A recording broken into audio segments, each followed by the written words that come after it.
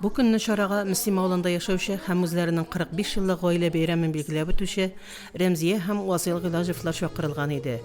Яңавылса авылында яшәүче, гаилә коруларына 35 ел тулу бәйрәмнәрен билгеләп үтүче, эш кызга гомер бүләк иткән Ирина һәм Альберт Тимашевлар да сәхнәгә күтәрелделәр. Гаиләләрне матур бәйрәмнәре белән район җитәкчелеге, балалары котлады. Безнең гаиләгә дә исәнлек саулык телибез. Һәр вакытта да менә шулай кирәкле булып яшәгез. Ничек кенә булса бар нәрсә вазгыч инде. Җирастында үткән каберләрендә, өстен үткән каберләрендә барысы синнән башка решать итеп алмый торгандыр. Шуңа да исән сау бул. Һәр вакытта да менә шундый ходячий энциклопедиялар бирделәр бездә. Шундый булып яшәргә булсын. Иң кадерле газиз кешеләребез безнең әти белән әни. Авыл тормышының рәтен, җаен, рәхәтен, авырлыгын белүче, бер-берсенә бар яклап та тиң килгән. Иң кадерле газиз, гади кешеләр безнең. Гаилә учагын Актанышлыларга Мөслимнән Айгөл һәм Айрат Шәйгардановлар гаиләсе тапшырды. Шәйгардановлар гаиләсе дә 10 еллык стажга гына ия булса да, һәр өлкәдә актив, матур яшәүче гаилә. Алар үрнәк гаиләләр бәйгесендә катнашып, Татарстан буенча беренче урынга лаек булдылар.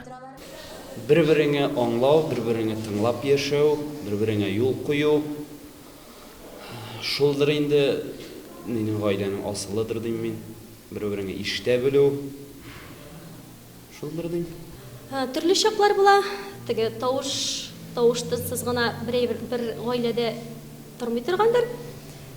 Шулай бер-беребезне аңлап, гаилә учагын сүндермичә яшәргә тырышабыз.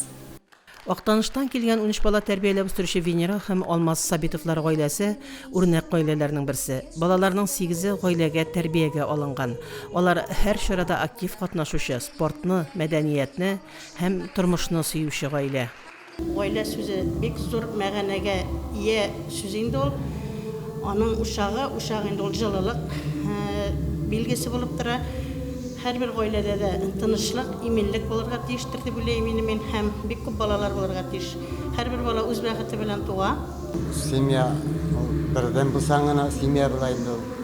Һәм балалар булса, бу семья тагын ныклы була дип әйтәм. Балаларның сөенеше, әтиәнең өчен иң зур куаныч дип әйтәм мин әйтәм мин. Балалар булмаган өйдә барыбер дә икенче төрлерәк тормыш. Бала бөтен семьяны бер итә.